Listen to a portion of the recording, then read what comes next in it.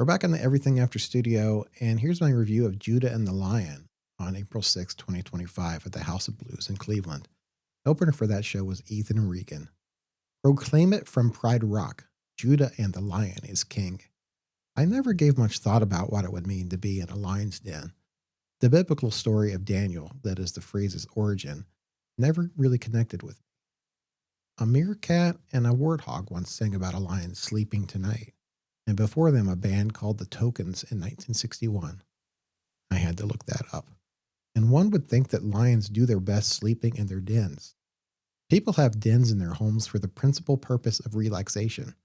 I don't. I have a movie theater instead, and I highly recommend it as an alternative. So, den then seems to imply some degree of coziness. But then there's the lion, and that must convey the opposite of coziness. Lions are fierce, dangerous, roaring, kingly beasts. You don't want to be in the same room, even a cozy den, with a lion, unless you're also a lion or a very good friend of one. But that's exactly where I found myself on a Sunday evening in Cleveland, Ohio.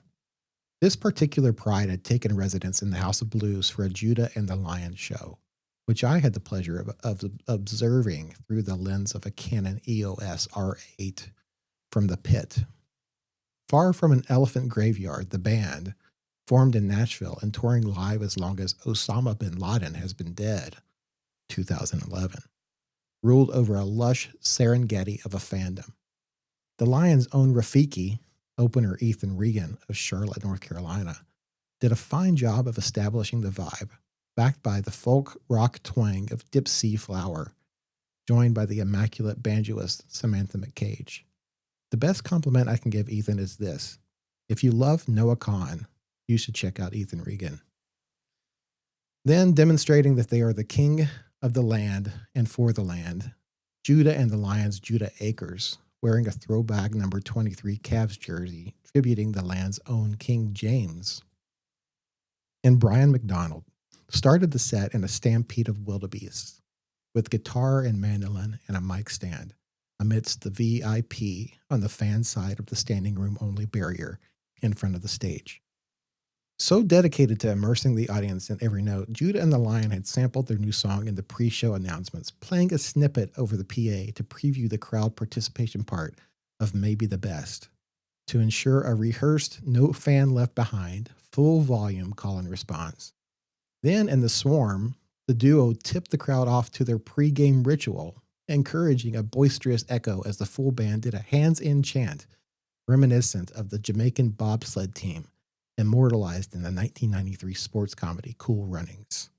Feel the rhythm, feel the rhyme, get on up, it's bobsled time. And what a thrilling trip down the tropical luge it was that the Lion took us down. This is a band that gives everything to the fans.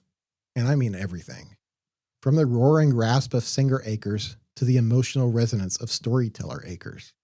At times as intimate as a prayer circle, as with the acoustic ballad As the Crow Flies, a tribute to Akers' 8-year-old cousin and grandmother who passed within a week of each other, inspiring Judah and the Lion to compose their latest album, The Process, as a reflection on the stages of grief.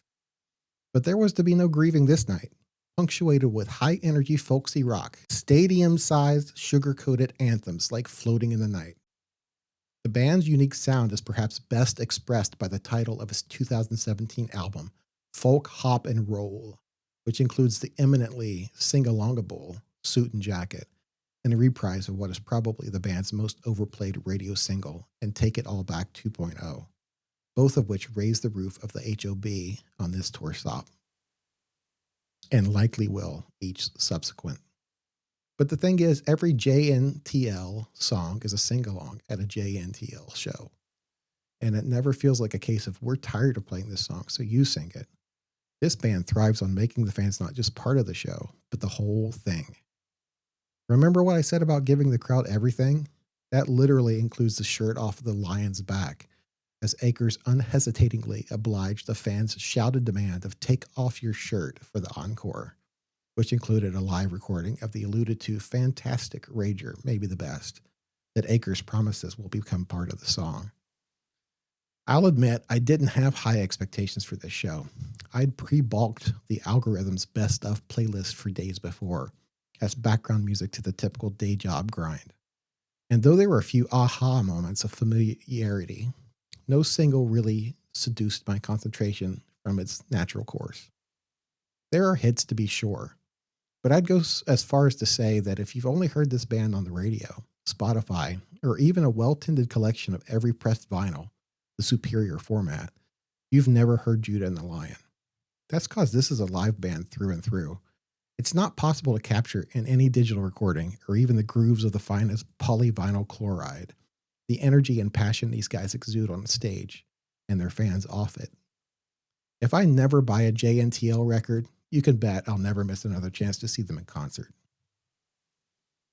This was my first concert as a working photographer and rock journalist, and I'm going to say it set a high bar. I love live music and rarely am unmoved by a well played set. I've gotten, if not pressed against the barrier at the front of a standing crowd, then at least very close at many shows. But as this experience has taught me, there's no better way to be indoctrinated into a band than to be literally inches from a performance, and more specifically, in the immediate space that exists between them and their most dedicated VIP at the venue since 3 for an 8 o'clock show, front row fans. Though, as mentioned earlier, with this band, that space is quite tight, and indeed non existent at times. In the pit with other photogs and stern by default security, it's impossible not to be swept up and submerged in the love and vibes that are going both ways. Coming at you and through you, from stage to crowd and crowd to stage. It's like Brandy Carlisle says, you can dance in a hurricane, but only if you're standing in the eye. And won't somebody tell Survivor, the eye of the tiger is no match for the eye of the lion. I'm a sucker for the old school guitar rock bands who don't just play their instruments, but play the fuck out of their instruments. Growing up in a house where the parental sibling soundtrack was equal parts George Jones, Elvis Presley, and Alison Krauss, I naturally gravitated to rockabilly and folk rock, which for me is pinnacled by the band Counting Crows. As a writer and movie buff, I most respect the songwriters and storytellers in any genre, and especially the ones that bend them. JNTL checks all of those boxes. Brian the Lion McDonald left the crowd with sound advice we should all heed. 1. Eat more chocolate. 2. Be kind to others. And, perhaps most importantly, 3. Listen to more Judah and the Lion.